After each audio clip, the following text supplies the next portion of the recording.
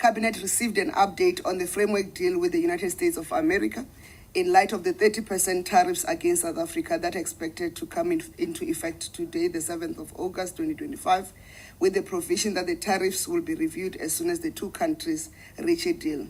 Cabinet affirmed government's commitment to finding constructive and sustainable solutions through continued engagements with the United States of America, including at a presidential level.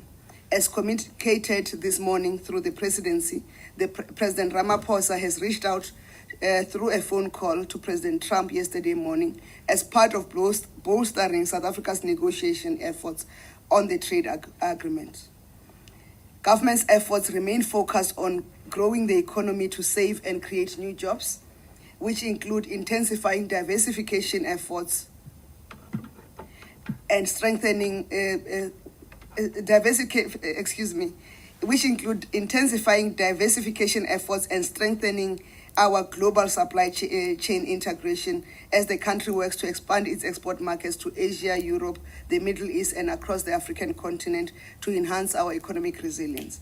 Specific to industries impacted by the tariff increase, and the Ministers of Trade and Industry and Competition and Justice and Agriculture, will brief on the details of these measures specific to the tariffs arrangement.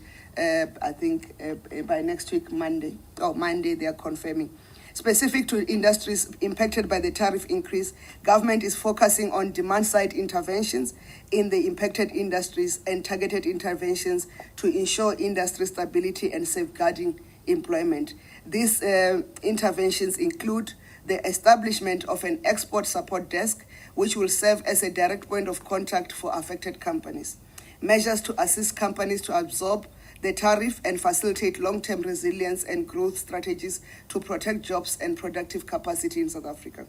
3, a localization support fund for affected companies to contribute to the national effort.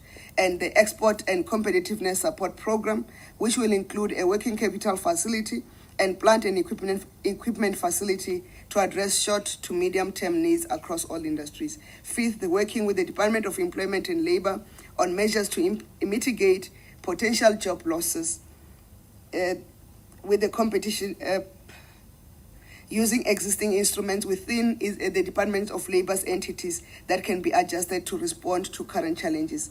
Following consultations with the Competition Commission, a block exemption for exporters has been introduced to enable collaboration and coordination by competitors.